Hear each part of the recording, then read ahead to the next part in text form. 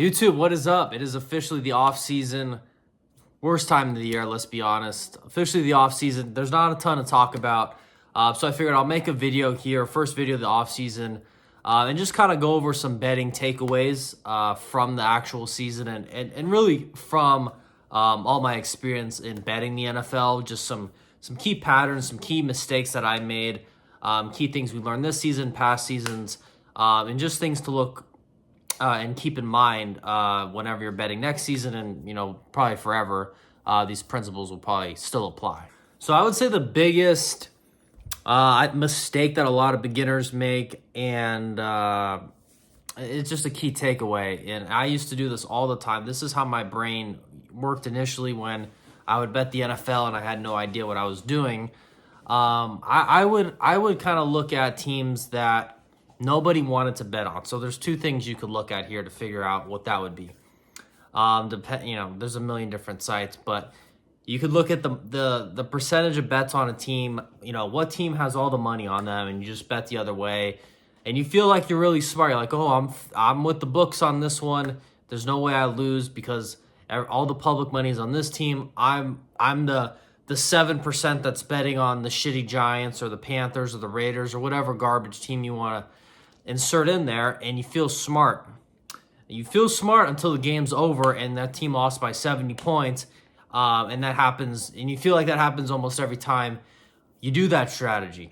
Obviously, I'm exaggerating it. Sometimes you're going to win, but it's something that I've found to be one of the worst strategies out there. The initial logic is, okay, nobody wants to bet this team, so I'm getting a good number because this number shouldn't be, let's say the Giants are plus, they're plus 11, and really they should be, you're saying to yourself, oh, they probably should be plus 7 or plus 8, but nobody wants to touch them, so they're up here at 11, and we're going to grab them. That's kind of the mindset I think a lot of people get stuck on, that are just getting started, and it's bad. The moral of the story is you don't want to be betting on shitty teams. They are shitty for a reason. You want to be able to evaluate and grade your own teams. Look, if there's a team that is rated as bad, but is actually maybe a mediocre team, that's a different story. You might get some value. But if they're just bad and you're hoping that there's some magical value with the number, I kind of feel like that's gambling. It might win, it might lose. There's no edge there to me. Instead, what you want to do is focus on the competent teams. You want to focus on teams with a good quarterback, good head coach, or some sort of good quarterback, good coordinator, or some teams you have to look at the defensive coordinator because they're exceptional, like a Brian Flores or a Spagnuolo. Like those are the kind of things you would look for. But you want to shift your focus from focusing on Panthers, Giants, Raiders, Titans, lots of value. I love betting underdogs. Like you want to get away from that mindset of, I'm getting so many points with the worst teams. And instead you want to be like, okay, who is, a rock solid combo? Josh Allen and Joe Brady, Mahomes, Andy Reid, Lamar Jackson and Todd Monken. Like you want to start categorizing like the reliable combinations in this league. And then from there, you can scan the board. More times than not, I get it. They're going to be at premiums. Like they're going to be at numbers that you can't really bet. So that's where you have to get creative. If it's a good situation that week, a good situational spot, you can probably look to tease them down and just make them so they basically just have to win the game, paired with another leg on your teaser. That's more of in my opinion, a professional way of trying to figure out real value as opposed to just hoping and praying that a bad team is going to cover their million plus underdog spread. So you kind of want to look for those very reliable quarterbacks, coaches, coordinators, and if they're big favorites, it has to be running through key numbers, of course, as far as what your number is versus the sportsbook number. But you've seen me a lot to end the year. We did a lot of teasers with good teams, and they did very well for us. Another thing, sometimes we get, this is very rare, but once in a while we get what I call I don't know what you would call it, but maybe, a few times a year we get these opportunities where we get a Patrick Mahomes, a Josh Allen, somebody of that caliber at home, and they're laying 2.5 points or less. Now, it's very rare we get this, but when we do, we have to consider, betting on those guys. So during the regular season, we bet on Josh Allen at home minus, I think they were 2.5, hosting the Chiefs. That was a beautiful winner. Later in the year, we had the Kansas City Chiefs. I believe it was week 16. I know I bring this up a lot, but it was just such a ridiculous line. We scooped it quick, and it went to, I think, 3 or 3.5. The line initially for the Chiefs hosting the Texans that week was Chiefs minus 2.5. Patrick Mahomes at home minus 2.5 against a Texans team who's okay. They're solid, but what are we talking about here? We're talking about a team that almost three-peated at home. Not even a conversation. So that was an example of that. And the last one off the top of my head, maybe there are other ones I'm forgetting. The Buffalo Bills in the playoffs, we had them, so we got Josh Allen hosting Lamar Jackson at, I believe we got that one at even money. So they were either +1 or even money. They were a dog at home, which was insane to me. Josh Allen at home, that's kind of a no-brainer there. So those are a few, mental models you might want to shift to, instead of looking to bet on the worst team at high odds, find the teams that are trusted, reliable. You're probably going to get good quarterback play from. The coaches aren't going to fuck you up like Mike Tomlin, who's the worst coach in the league. And you'll actually have some sort of consistency. And you just have to sometimes you got to get creative with the teasers to figure out how to mix and match and make them work. But you want to, look for those premium teams, even though you're kind of taught, it's the square move to go on the premium teams. Yeah, I think it's a square move to bet them if they're laying like 7 or more points or 7.5 or more points. I laid 7 points once this year. I remember we laid 7 with the Bengals, who I consider a premier team, against the Raiders, the shitty Raiders, one of the worst teams ever. And they won by 1 billion. So there are scenarios like that where I will lay a bigger number, but it has to be right. It has to be a cream of the crop team at home versus dog shit team. So that was one scenario where we did get that. So I'm just saying, stay away from the bad teams if you can. I remember when I first started betting, it's like, if you start listening on podcasts or whatever, all you hear is the pros versus the Joes, the sharps, the wise guys versus the public. And I'm here to tell you, it's all, like, they believe that stuff. I think it's all bullshit. When I used to bet like a sharp, like a pro, I lost my ass. Just picture betting on the Browns and the Panthers and all these teams, the Raiders, like they're losers, and I'm so tired of, like, I'll hear once in a while, I'll listen to random betting podcasts and some guy that, he'll tell you who the wise guys are on this week. And it's always the biggest dog shit teams. And I swear they never cover. And I'm just like, I remember when I was on that road, and I bet there's new listeners listening to that and thinking, the wise guys are on the worst team in the league? Well, I'm going to be smart too. No, guys, it's loser mentality. Trust me, don't burn your money following and subscribing to that philosophy. The better teams are better for a reason. They're more reliable. Find ways to get your money on them, not on the losers. Another philosophy I talked about a lot during the year was avoiding rookies. I like to bully rookie quarterbacks, especially early in the year. I don't like to do too much speculative stuff with the guys we haven't seen, maybe new coordinator quarterback combos or coaching quarterback combos, whatever. Every year there's a lot of new combinations, whichever way you want to put it. But the one thing I will bet speculative on is betting against rookie quarterbacks early in the year.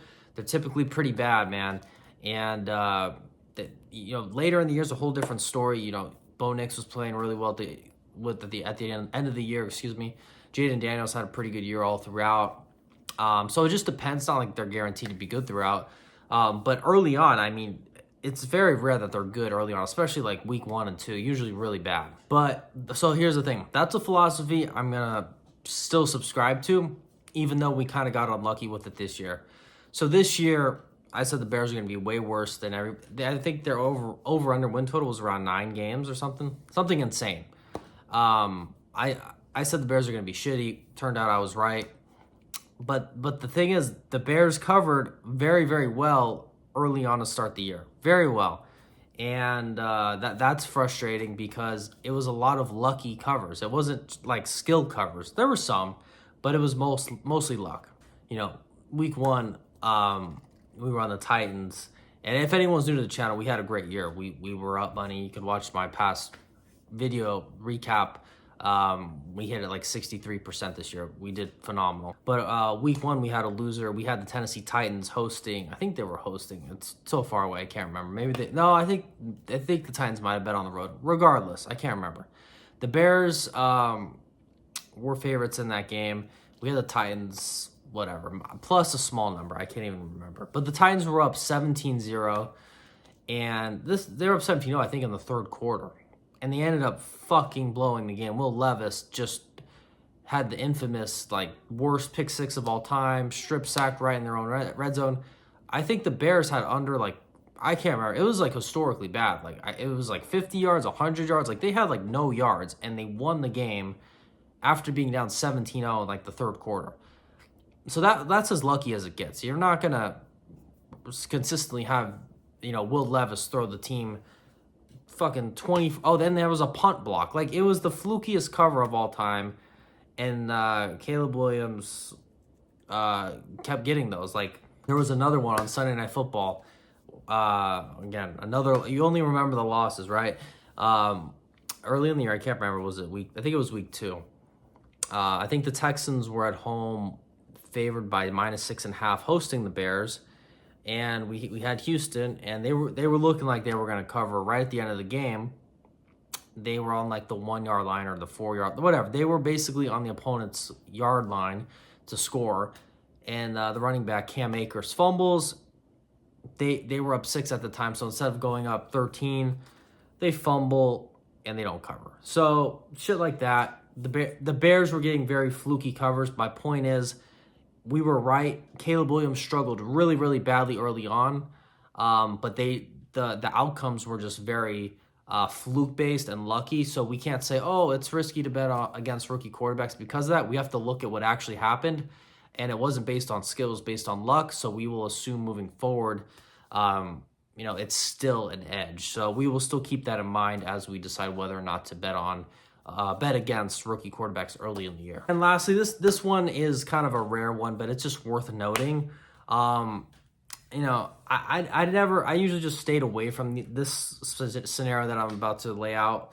But I'm not saying you should bet against it or on it, but what I am saying is you want to avoid betting this. So here it is. All right, so here it is. It's very rare, but once in a while you get a quarterback that's out. Like for this year, for example, Brock Purdy missed a game against the Packers, and some nobody went in. I think his name was Kyle Allen, some absolute nobody. A lot of teams have like second-string quarterbacks that you might be a little familiar with that are a little respectable, but once in a while you get these guys that are like, I don't even know if they're second-string. They're like between second and third. The Jets a couple years ago, they had Tim Boyle, I think, start a game. Like once in a while you get a guy like that gets the start.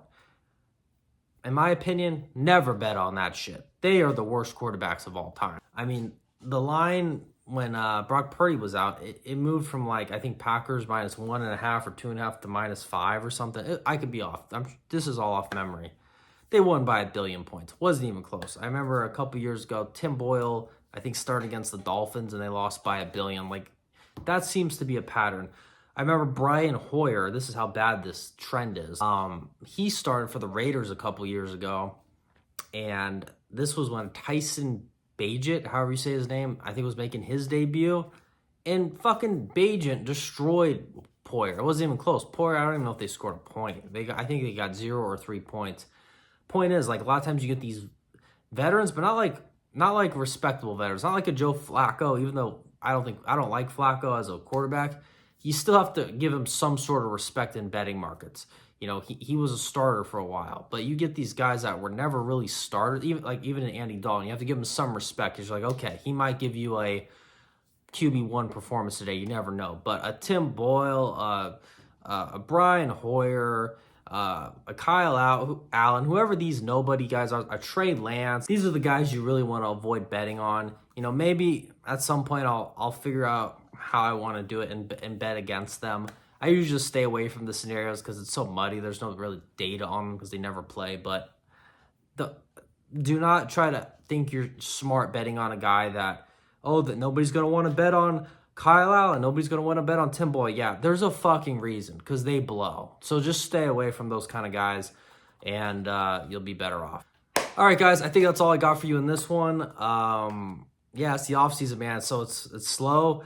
I don't know how these sports shows that have 3-hour shows still do it during this time of year. They really ain't shit to talk about.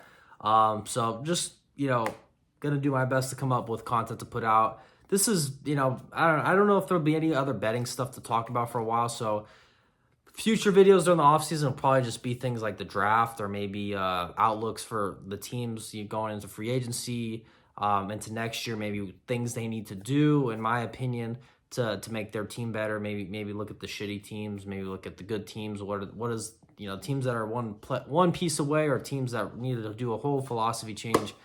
Maybe I'll do videos on that. I don't know. You guys could give me some ideas. Let me know. But I think that's it for now, guys. Hope you got a little value out of this video. And have a good week or 2 or 3 or 4 because I don't know when I'll be back. All right, boys. Peace.